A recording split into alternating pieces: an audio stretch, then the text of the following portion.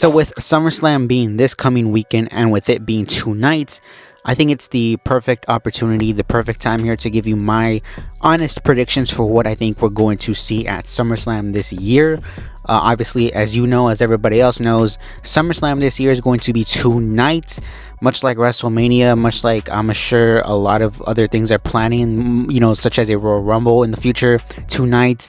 I'm not the biggest fan of a 2 night SummerSlam, to be honest. I feel like SummerSlam should be just 1 night, really. In particular, I think WrestleMania should be the only 2 night event, but this is TKO. This is the era of TKO. They're obviously going to try to milk as much money as they can out of this whole wrestling thing that they own. So as far as that goes, I have the cards here for both Saturday and Sunday night, and I'm just going to go over them and give you my thoughts as far as they go. These matches are in no particular order. I don't have any idea what is main eventing. I would assume the World Heavyweight Championship match, but then again, there's been conflicting reports as far as maybe Roman Reigns. But regardless, we're just going to get straight into it with the first match, that being for the Women's Tag Team Championships, Raquel Rodriguez and Roxanne Perez against Alexa Bliss and Charlotte Flair. I think this match is probably going to go and end up being a win for Alexa Bliss and Charlotte Flair. They've been teasing, obviously, on television, for the past couple of weeks, as far as, their whole dynamic and the whole friendship and that whole thing goes. I would have figured they probably saved the title change for a later date, such as the Clash in Paris show that they have in a month from now. But I could also see them changing the titles here, and then eventually, once they lose the titles, they can tell the split story, the story of the split between Alexa Bliss and Charlotte Flair. And next we move on to another tag team match, that being Randy Orton and Jelly Roll against Logan Paul and Drew McIntyre. So as of this recording, Drew McIntyre is stuck overseas and may not make it to SummerSlam. However, I'm just going to give you my opinion on this match as a whole. Jelly Roll, like I said before, I think he takes this seriously. Obviously, he shows interest in taking this seriously. And when you compare him to somebody like a Travis Scott, I think, I don't know. Me personally, I'm not really invested in this match. I'm not going to give two shits about this match. I do believe that this match will be, relatively safe, relatively a safe match, because you have three guys in there with Orton, Logan Paul, and Drew McIntyre, who are essentially, they know what they're doing in the ring. And then Jelly Roll will just come in there and do his high spots. So I'm not really expecting much out of this match. I obviously expect Orton and Jelly Roll to win. I don't foresee Jelly Roll coming in here and having his first match and losing against McIntyre and Logan Paul. Next, we have Sami Zayn against Karrion Kross. This was added sort of last minute. I think Sami Zayn is probably going to end up winning here. They're one win apiece. Sami won at Saudi Arabia. Then Karrion Kross won a couple weeks ago on Raw. I think you'll have this match go over with Sami winning, and maybe potentially, Karrion Kross moves on to something else, because I feel like this whole Sami thing, I think it has to end at SummerSlam. I think this is the end of this story. Next, we have Tiffany Stratton against Jade Cargill. I think, in all honesty, this is probably the match for both nights that I am not looking forward to at all, or I just have no interest in this match, because really they haven't done much to build for this match, right? I think probably you'll see a title change here, because Tiffany, she's been champion for a couple of months at this point. I think, 7-8 months at this point. I think they probably view it as a time to change the championship. I think Naomi cashing in on Rhea and Io at Evolution kind of altered their plans. And honestly, I think the Liv Morgan injury kind of altered all of their plans. And I think now they kind of have to course correct. And they may just end up giving Jade the championship. I don't really think Jade is really in a position at this point that she's ready to be the champion, to be the top world champion. I don't think she's really in that position. But like I said, I think they're probably going to bank on a title change at SummerSlam. Next, we move on to Roman Reigns and Jey Uso against Braun Breaker and Bronson Reed. Going into this match, I'm fully aware that Roman Reigns is probably just going to do this one match, and then he is going to leave once again to film one of his movies. So if that's the case, why not have Braun Breaker and Bronson Reed get the win over both Roman Reigns and Jey Uso, especially because we've seen the sort of back and forth that Braun Breaker and Roman Reigns have had. The fact that Braun is claiming that he's the big dog now, why not have Braun Breaker actually get the pin win over Roman Reigns. Roman Reigns isn't going to lose much, right? He's already a made star. He's already a made guy. If he loses to Braun Breaker, that's not really going to hurt him. Like, you know what I mean? Like, who cares at this point? Roman Reigns is a made guy. Braun Breaker, if he gets the win over somebody like Roman Reigns, it's obviously going to add to his whole appeal. So as far as that goes, I think I'm going to select Braun Breaker and Bronson Reed. Next, we have the World Heavyweight Championship match, that being Gunther against CM Punk. So a lot of people are speculating as far as the whole Seth Rollins injury, whether or not it's a work, whether or not it's a shoot. I will say one thing: after SummerSlam, you are going to find out 100% whether or not it's a work or whether or not it's a shoot. But regardless, I am still in the mentality of, I think he's hurt, but I don't think he's as hurt as they're claiming. I don't think he'll be at SummerSlam though. I am going to put my cards there, and I am going to say that I don't think he's going to be at SummerSlam. Maybe a 50-50.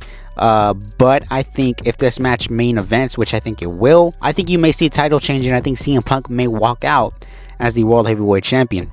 So next we move on to SummerSlam Night 2, SummerSlam Sunday.